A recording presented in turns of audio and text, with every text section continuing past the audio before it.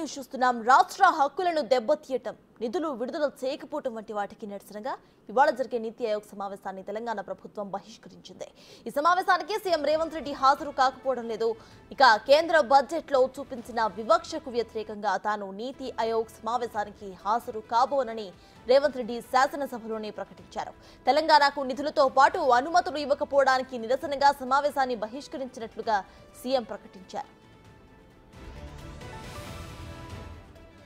విషయాలు ఏదేదో అంశాలు ప్రస్తావించినా కూడా మేము ఎందుకు ఓపిక పట్టినాం అధ్యక్ష? మా మిత్రులందరూ కూడా మేము కావాలంటే ఒక్క నిమిషం కూడా మాట్లాడుకుంటే చేసేటంత శక్తి మాకు ఇక్కడ లేదా అధ్యక్ష?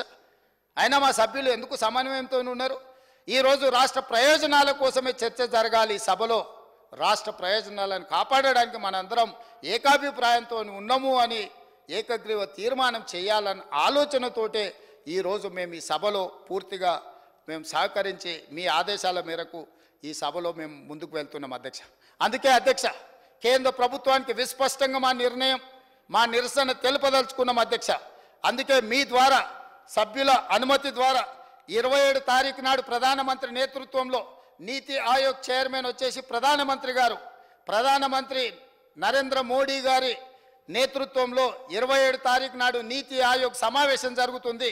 తెలంగాణ రాష్ట్ర హక్కులకు భంగం కలిగించినందుకు, తెలంగాణకు రావాల్సిన నిధులను విడుదల చేయనందుకు, తెలంగాణ రాష్ట్రానికి ఇవ్వవలసిన అనుమతులు ఇవ్వనందుకు నీతి ఆయోగ్ సమావేశాన్ని తెలంగాణ రాష్ట్ర ముఖ్యమంత్రిగా బహిష్కరిస్తున్నాము. ఈ బహిష్కరణను సభ మొత్తం ఏకగ్రీవంగా ఆమోదించాలని తమరి ద్వారా నేను విజ్ఞప్తి చేస్తున్నా అధ్యక్ష. మేము ప్రజాస్వామిక స్ఫూర్తిలో నిరసన తెలుపుతాం అధ్యక్ష. మేము ఏది పడితే అది మాట్లాడి, ఎంత వస్తే అంత మాట్లాడి తర్వాత కాదు కూడదని మాట్లాడే విధానం మాకు లేదు అధ్యక్ష.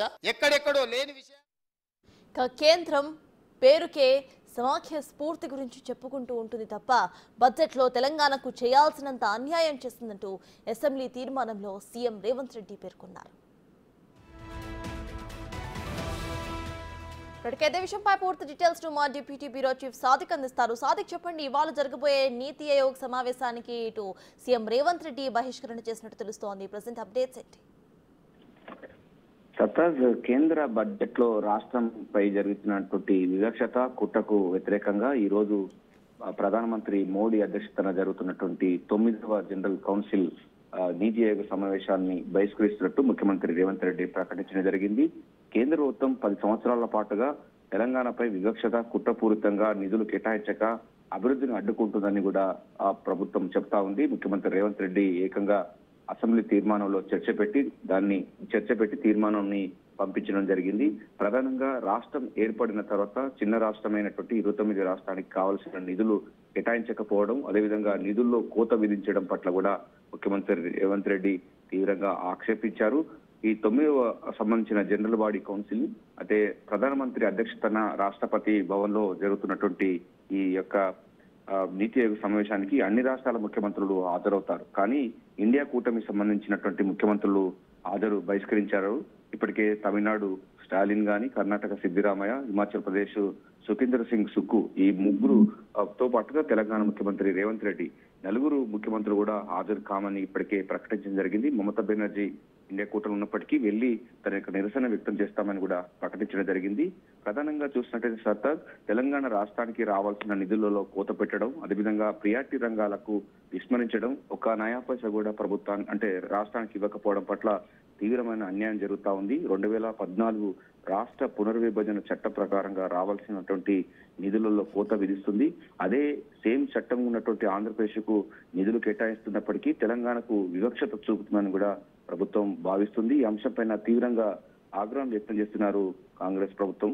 ప్రధానంగా చూసినట్టయితే బయ్యారం ఉక్కు కర్మాగారం కానీ, కాజీపేట కోచ్ ఫ్యాక్టరీ కానీ, ఐటీఆర్ పార్కులు కానీ, ఐఎంలు కానీ ఇవన్నీ లేకపోవడం, నవోదయ విద్యాలయాలు లేకపోవడం, కేంద్రం సంబంధించినటువంటి సంస్థలను ఏర్పాటు చేయడంలో, రైల్వే వ్యవస్థలో కూడా కొత్తగా అలొకేషన్స్ లేకపోవడం పట్ల కూడా తీవ్రంగా ఆక్షేపిస్తున్నారు.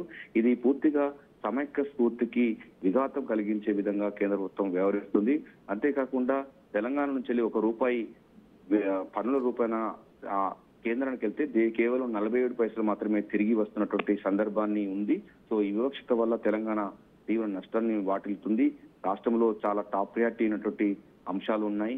మూసీ ప్రక్షాళన కానీ, పట్టణాభివృద్ధి కానీ, గ్రామీణాభివృద్ధి తదితర రంగాలకు నిధులు కేటాయించకుండా కేంద్ర ప్రభుత్వం తాత్సారం ప్రకటిస్తుందని కూడా ముఖ్యమంత్రి రేవంత్ రెడ్డి ఆగ్రహం వ్యక్తం చేసిన సంగతి తెలిసిందే.